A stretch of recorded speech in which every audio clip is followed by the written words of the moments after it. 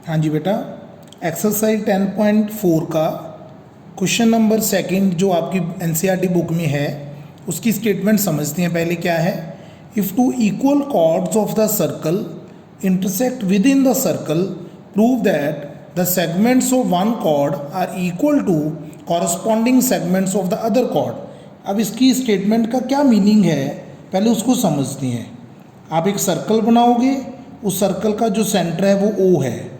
हमने इसके अंदर दो कॉर्ड्स बना दी, एक कॉर्ड का नाम रख दिया हमने ए बी और दूसरी कॉर्ड का नाम हमने रख दिया सी डी। और ये जो इंटरसेक्टिंग पॉइंट है इसको हमने मान लिया ई। अब आपसे क्या कह रहे हैं वो, A E is equal to C E, ये प्रूफ करना है। दूसरा सेगमेंट कौन सा है, A D is equal to B E, ये चीज़ आपने प्रूफ करनी है। तो सबसे पहले हम लिखेंगे given.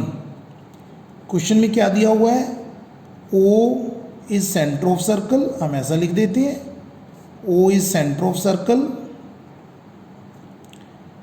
And A B is equal to C D. अब ये दो कॉर्ड्स हैं जो दोनों कॉर्ड्स एक दूसरे के इक्वल हैं। टू प्रूव, जो चीज़ हमने प्रूव करनी है क्वेश्चन में वो है ए ई, जो ए ई पोर्शन है वो सी ई के इक्वल है और जो बी ई है that is equal to E D. लेकिन यहाँ पे हमें क्वेश्चन का प्रूफ करने के लिए कंस्ट्रक्शन करनी होगी। वो कंस्ट्रक्शन क्या है, हम परपेंडिकुलर्स ड्रॉ करेंगे ओ से इन दोनों कॉर्ड्स के ऊपर। ओ एम एक परपेंडिकुलर हो गया और दूसरा परपेंडिकुलर हो गया ओ एन। ये हमने परपेंडिकुलर्स ड्रॉ कर दिए और हमने ओ को ई के साथ ज्वाइन कर दिया। तो हम क्या लिखेंगे, O M perpendicular on A B chord, O N perpendicular on C D chord and join O with E. O को अब ई के साथ ज्वाइन कर दो, ये हमारा कंस्ट्रक्शन है। अब हम इसका प्रूफ स्टार्ट करेंगे। इसके प्रूफ में हम सबसे पहले लिखेंगे in triangle M O E and triangle N O ई।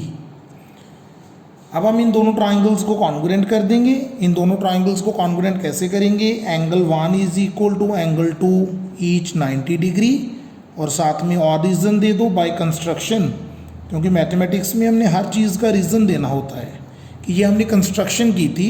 उसके बाद लिख दो O E is equal to O E, ये कॉमन साइड होगी दोनों ट्राइंगल्स की। उसके बाद ये सबसे इंपॉर्टेंट है कि O N is equal to O M. वैसे मुझे ओ एम इधर लिखना चाहिए था, ओ एन इधर, आप ये करेक्शन कर लेना ओके, क्योंकि जिस ट्राइंगल का नेम हम पहले लिखते हैं सिमेट्रिकली तो O M is equal to O N, वैसे फ़र्क कोई नहीं है। अब यहाँ पे आपको रीज़न देना होगा, equal chords are equidistant from the centre, equal chords are equidistant from centre. अब आपने एक थ्योरम पढ़ी थी आपके एनसीईआरटी बुक में है कि अगर दो कॉर्ड्स इक्वल हैं तो उनका डिस्टेंस भी सेंटर से इक्वल होता है, इसलिए O M is equal to O N हो गया। तो अब यहाँ पे लिख दो कि ट्राइंगल्स आर कॉन्ग्रुएंट, ये शॉर्ट मेथड है लिखने का, बाय आर एच एस। तो आर एच एस रूल से आपने ट्राइंगल्स को कॉन्ग्रुएंट कर दिया। तो सी पी सी टी से आप क्या करोगे बताओ, सी पी सी टी से आप M E is equal to N E कर दो, सी पी सी टी, और इसको आप इक्वेशन नंबर 1 मान लो। उसके बाद इक्वेशन नंबर 1 पता चल गई ना, M E is equal to N E. Now अब देखो A B is equal to C D, ये दोनों कॉर्ड्स इक्वल हैं, गिवन हैं। उसके बाद हाफ ऑफ ए बी और हाफ ऑफ सी डी भी इक्वल होगा। ए बी का हाफ ए एम होगा और सी डी का हाफ सी एन होगा।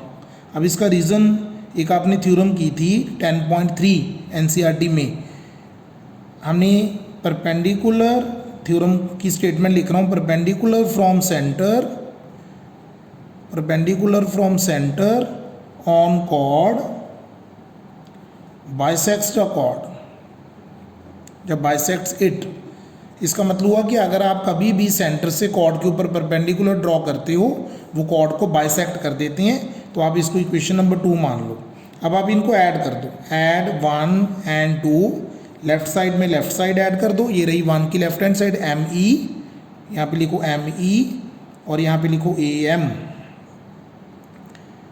और right hand side N E, यहाँ पे लिखो सी एन। तो ये प्रूफ हो गया आपका ए E is equal to C E. ये आपकी इक्वेशन नंबर 3 होगी और आपका एक पार्ट प्रूफ भी हो गया। अब आपने ए ई को सी ई के इक्वल कर दिया, अब आपने ए डी को बी ई के इक्वल भी करना है, तो लेकिन पूरी कॉर्ड्स इक्वल हैं तो ये कॉरस्पॉन्डिंग पार्ट्स माइनस कर दो। अब यहाँ पे लिखो but A B is equal to C D given, ये गिवन है, इसको इक्वेशन नंबर 4 मान लो आप।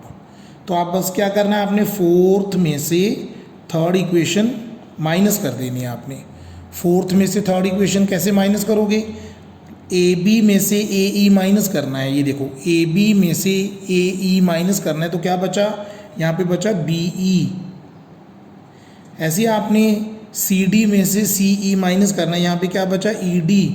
तो ये आपका क्वेश्चन प्रूफ हो गया। तो यहाँ पे लिख दो हैंस प्रूव्ड, कि हमने इस क्वेश्चन का प्रूफ कर दिया। ओके, तो ये आपका जो क्वेश्चन नंबर था, सेकंड क्वेश्चन था एंड वेरी इंपॉर्टेंट क्वेश्चन।